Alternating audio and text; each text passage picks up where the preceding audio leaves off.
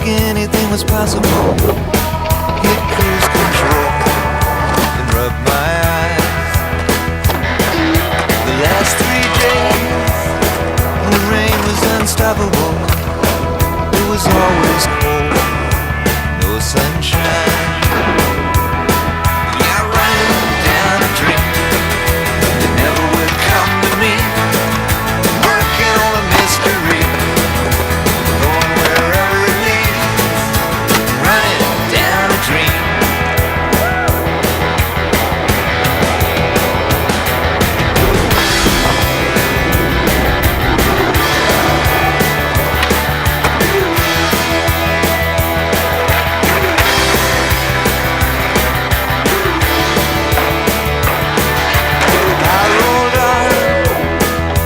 Sky grew dark. I put the pedal down to make some time. There's something good waiting down this road. I'm picking up whatever's mine.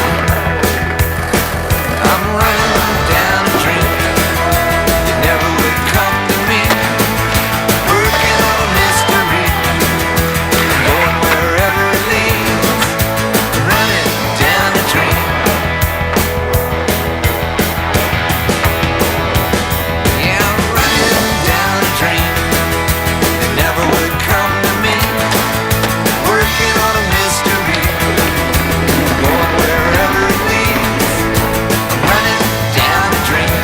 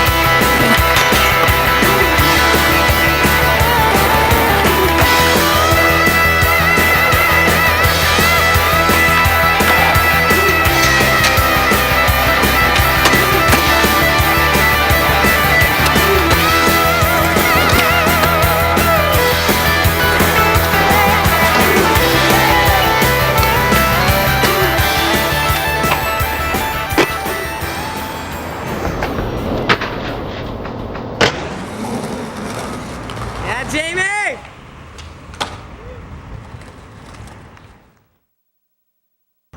My favorite trip of all time I've been on so far would be my first trip to Australia.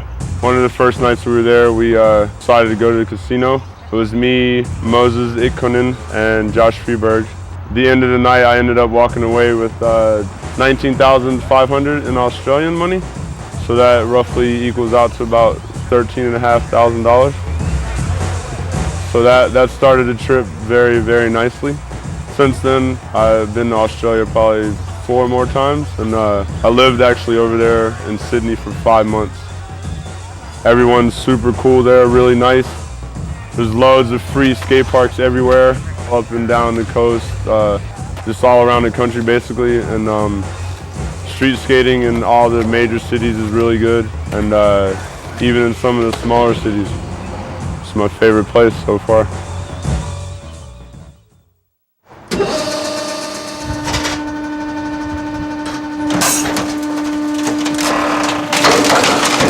The Junkyard Dogs started out with Ballard just call me up on my phone and tell me he has a project that he's got planned in a junkyard. It was like, okay. have a nightmare when you do something like this. It's a lot of work. You got to do a lot of stuff, a lot of heavy lifting and all that. Yeah, we did a lot of building.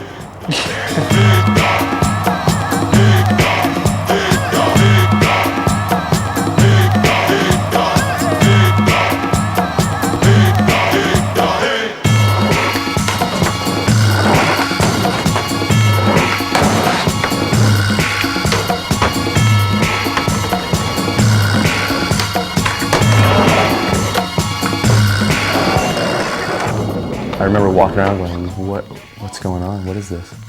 And if I went around the corner and was like, oh my gosh. Daewon was there, like Steve was there already, like just going ballistic. I didn't really know what to think. The roof to roof looked really dangerous. And he was peeking in like, what? Hey, it didn't look that fun. That's what I'm trying to say. It didn't look that fun when I got there. It wasn't scary necessarily. The only thing that was kind of frustrating was the fact that you couldn't get a pop off of that plywood because there was nothing under the plywood. It was just like plywood set across these like girders or whatever, you know. So a lot of stuff was just like, we're talking crop dusting, like crop dusting kickflips over that thing, but you like going like 10 feet, you know, but they're only like 2 inches off. A couple times Daewon's feet flew over the edge and the board flies off and gets smashed into the ground. So it was scary at first. Actually, it was scary the whole time. What am I talking about? It just got a little bit easier.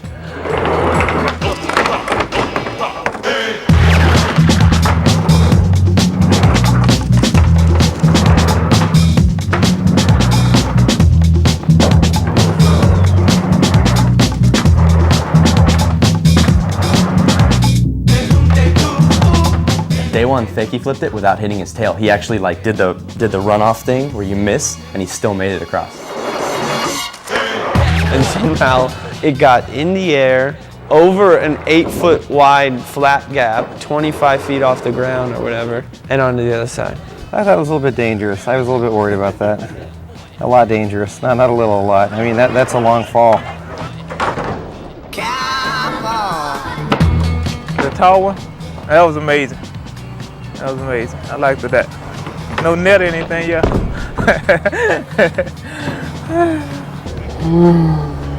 Jonathan McClenny and driver, wrecker, a little bit of everything, dismantler. But Nathan was the sweetest, like, because he was down to do anything. You could tell he genuinely really liked what we were doing.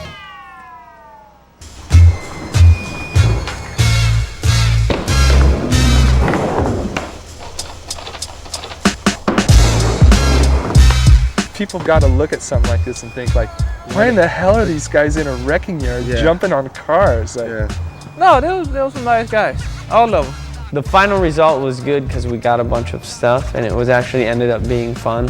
When we set up the handrail that was made out of a flatbed of a truck or a bumper of a car. 69 Camaro, Fender.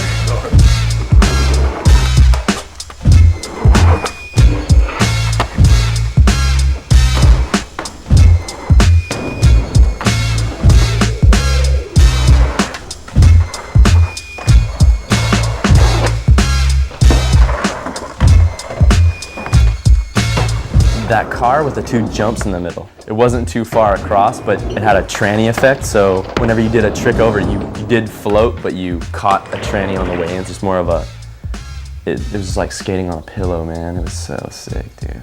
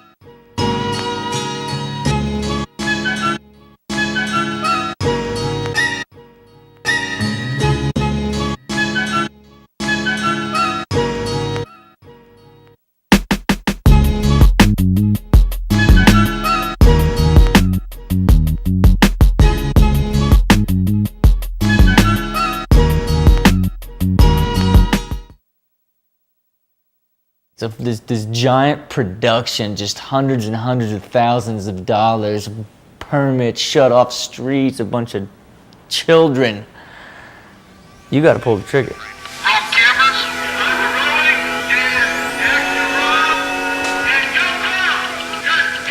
The original idea of the commercial, it came really from the Beatles' A Hard Day's Night. You know, like, just the idea that people are such a celebrity and so in demand that they're being chased by a bunch of people, especially screaming girls. We took that to the director that we had chosen, a guy named Kevin Kerslake, who's a fairly famous director out of Hollywood for doing music videos and commercials, stuff like that. Like, and he actually went in and did a more complete script with better sketches for each scene. Camera angles, everything. You know, even the rail, they had photos like drawn of the rail and Rob on it. We had a meeting, like, you know, a little creative meeting, as they say in the business. We actually met at the place where that rail was. And we looked at it and kind of laughed, you know, about how big it was and stuff. And Rob was like, no, I would do that. You know, keep in mind, once again, full-scale claiming, seen as like the biggest rail I've ever been on is like maybe a 12-stair. Rob just liked it so much. We said, what can we do here to get these people to give us permits to do this? We tell them, hey, there's going to be no property damage here whatsoever. We're going to completely protect the property.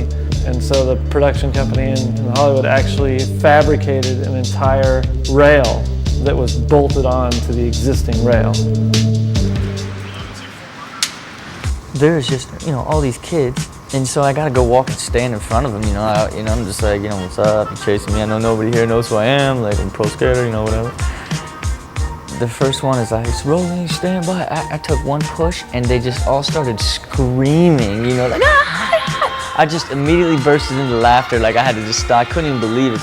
The grand scale of the absurdity was just so much more than I ever even imagined. Like, it is like just high-pitched girl screams, like non-stop over and over.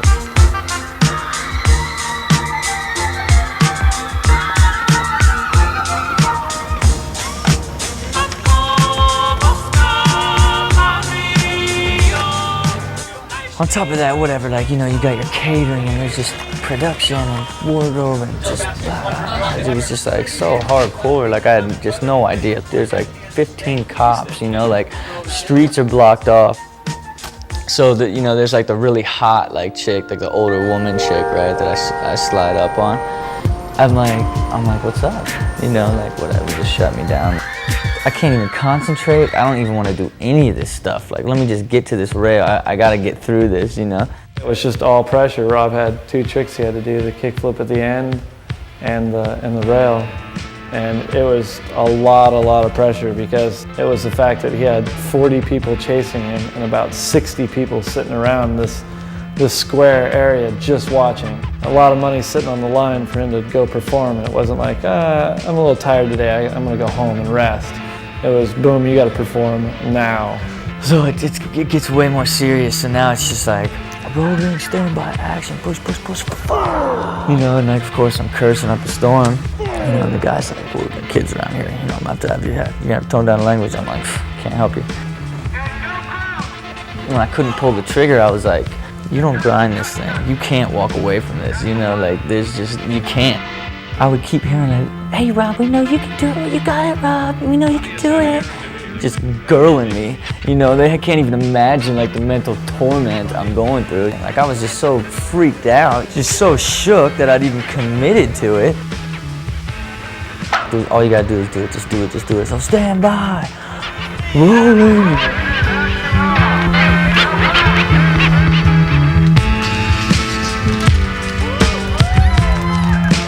Just like, oh my God, like, it took all my heart and soul to commit, and like, I almost died. So I gotta climb back up there and start over.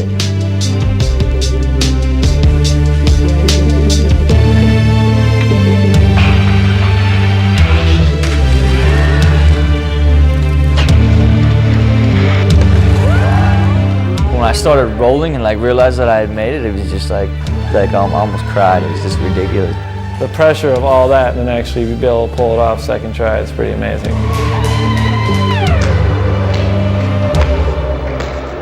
everyone there was kind of family oriented, you know, and like was like, this guy's an all right guy, you know, he's nice, he's friendly, he's, you know, it takes him a couple tries, maybe he cursed a little bit on the big rail, but it was full-fledged, just curse fest, board throwing, just potty mouth chaos. But that's what happens when the demon's out. You just grinded a 20 stair and you can't land a kickflip. That'll make you snap real quick.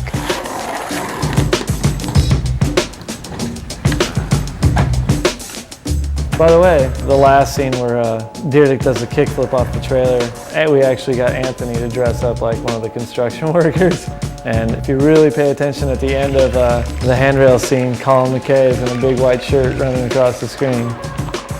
It was fun just to go out and make a commercial based on, you know, the popularity of how I think the skateboarder should be.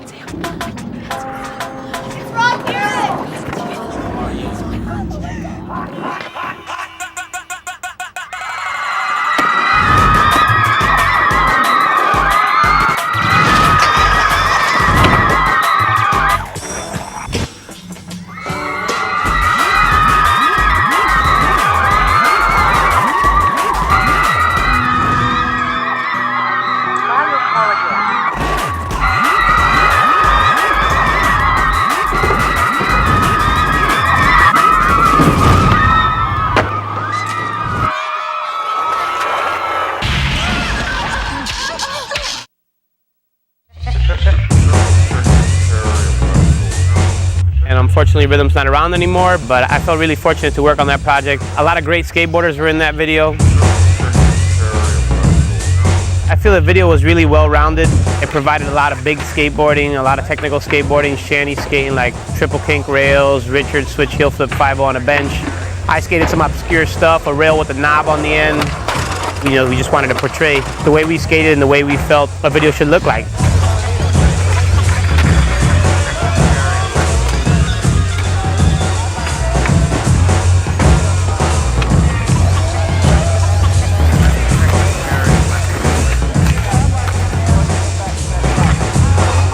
I think it was really amazing to see such a strong part from Shanny.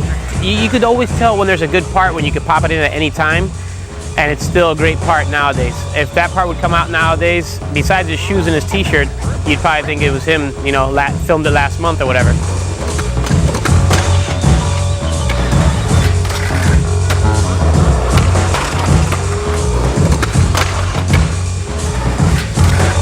You should check it out if you get a chance somehow. Maybe one of your buddies got it or something, I don't know.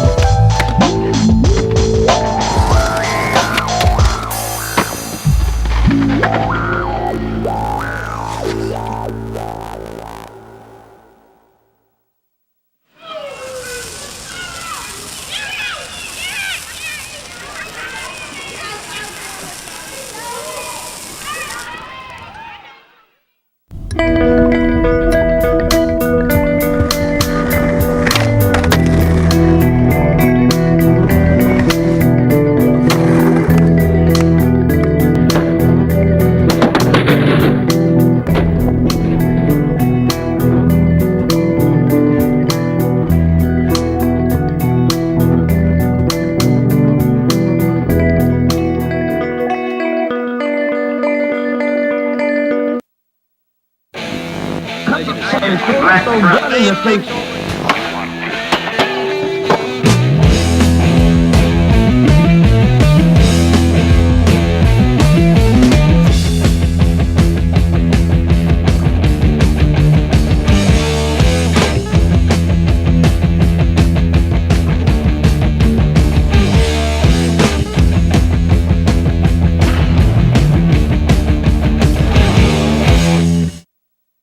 His name is Stefan Attardo.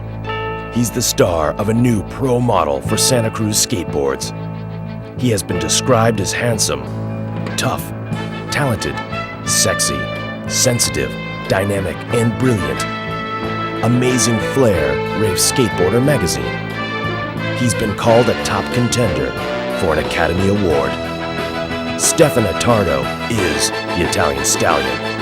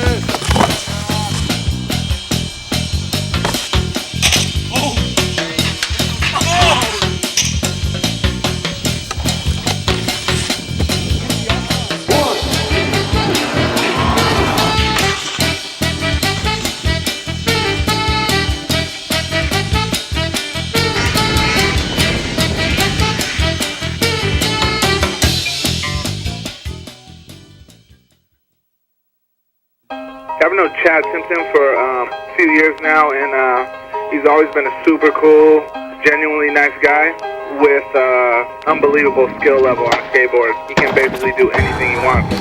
Psyched to have him on the team, and you can see Tim and the rest of the New Deal squad in the first New Deal video of the millennium, currently in production.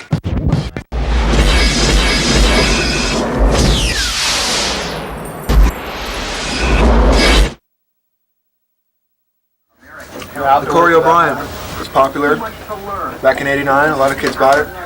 It's 1990, boys. Let's get rid of the skeletons.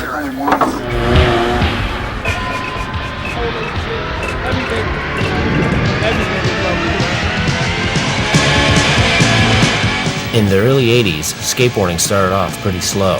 You guys got a dime? Shove off. But things picked up around 1984 as the skateboard craze boomed again. Companies like Paul Peralta, Vision, and Santa Cruz were the industry giants, while backyard pools and punk rock ruled the day.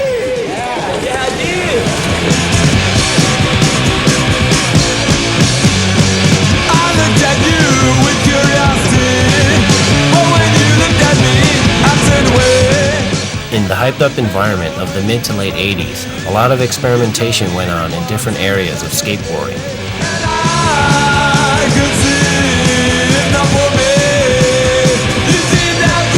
As the industry grew, some of the people within it began to question the direction it was taking.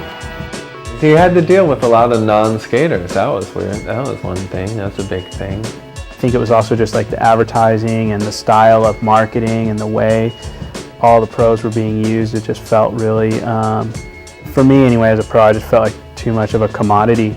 Basically, by the end of the 80s, it just kind of got old. And there was a whole new breed of kids street skating, and there was bringing some new life to it.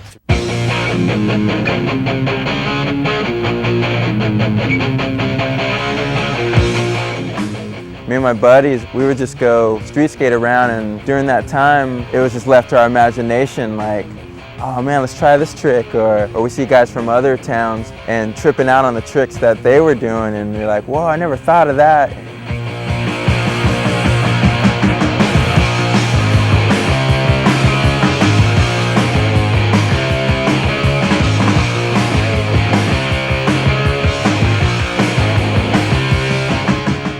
As street skating progressed, attention shifted away from the once dominant vert contest circuit. That was a huge shift, you know. Prior to that, contests were the most important thing, and if you didn't do well in a contest, companies weren't going to sponsor you. I just remember really feeling a big change as far as the way people saw things in skateboarding, because it was up to that point, aside from Gons and Nadas, the street skaters were just style guys, you know, like Scott Oster was a serious guy. Scott Oster was someone that people respected as a pro street skater. And I would never say that he did anything that impressive, you know, but he had good style, you know, he was sick. And those are the guys who won the contest. And I just remember there was kind of a buzz around the stuff we were doing, because the stuff we were doing at that time was just so different than the established pros. For instance, the Munster contest, I remember nose grinding the rail, and that being the most amazing thing to the crowd and to the other pros and stuff, wow. Because up to then, the contest rails were a 50-50 and or a board slide was the thing to do. And Tom Knox was there tail sliding it, and that was a big thing, you know?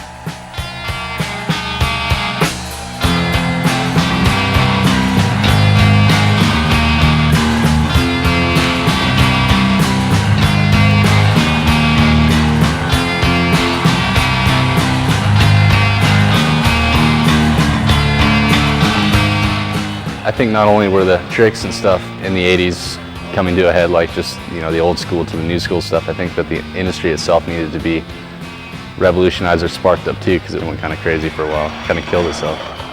One of the newer companies to make a mark was H Street, whose first two videos, Shackle Me Not and Hocus Pocus, featured some of the most progressive skating at the time, while shying away from the glossy style that had been standard up until that point.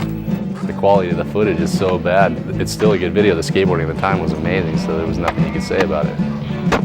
I think that had a lot to do with just that it's just easily accessible, you know? You're just look at that cheesy ass footage of some guy hucking some crap over a ladder. And I had the same size ladder in my yard, and people, I think, could just pull it out and try to hook it up immediately.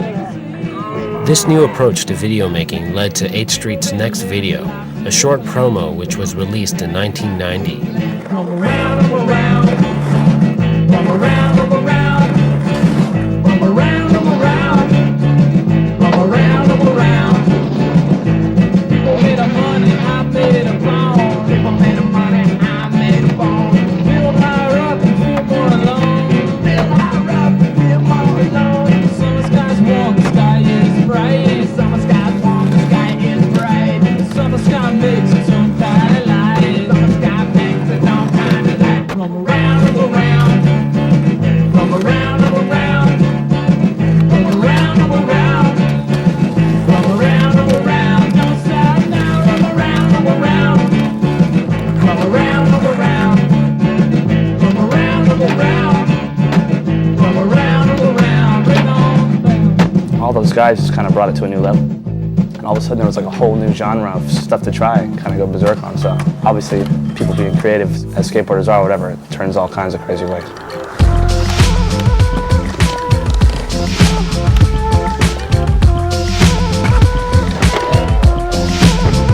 Vert was kind of at a stagnant point too, so I felt like it was time to try and keep Vert in tune with the street stuff, you know? I remember I learned him off a hip on the street course at skate camp, kickflip minis off the hip, and I was like, this has got to be possible on Vert. And once I started trying to flip him and grab him, I was like, if I can catch it in my hand, it's definitely possible. That was when Vert, I think, took even a whole nother turn, starting to incorporate full-on street tricks into the Vert.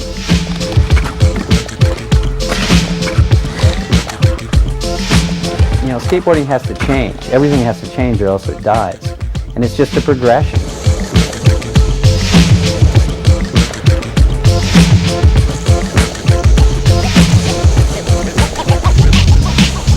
So during 1990, everything within skateboarding was beginning to change. All of a sudden, all these skateboarder-owned skateboard companies come out. Several new companies were formed around 1990, including Alien Workshop, Black Label, Foundation, New Deal, Planet Earth, Real, Blind, and foremost among them was World Industries, headed by a controversial former freestyle and street skater named Steve Rocco. He was gutsy, but he's also smart and did a lot of smart moves. And I think he was pretty successful in that he made the big companies look like bad guys. As the skaters continued to run the business, function became more heavily emphasized, putting an end to many 80s trends such as wildly varying board shapes. You can tell, I mean, everything all of a sudden became really cool all of a sudden, right? I mean, everything, like the wheels got small, everything kind of started looking cool, like the way you wish they would have been for a long time, you know? With all the new changes came a whole new generation of inspired skaters, also producing a number of influential videos. Hey, fellas, how's it going? This is my friend Al. Hi, how's it going? He works at Heights Beach High School and lets us skate whenever we want.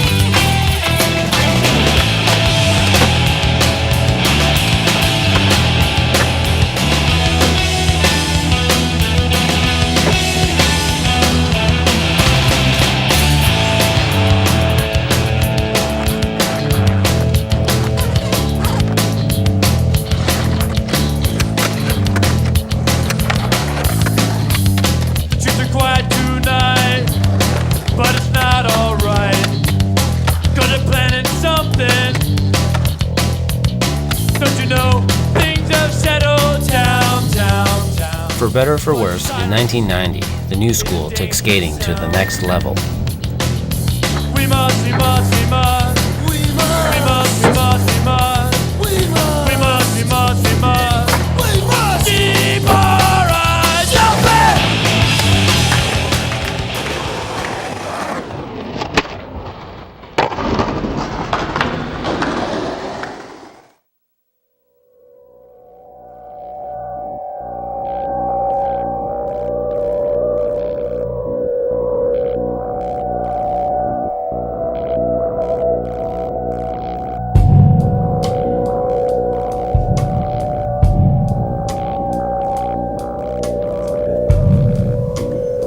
Do I look nervous?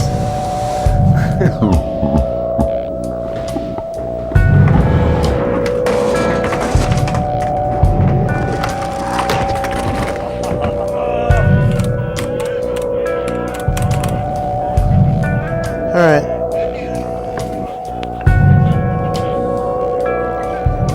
What are they going to show this on?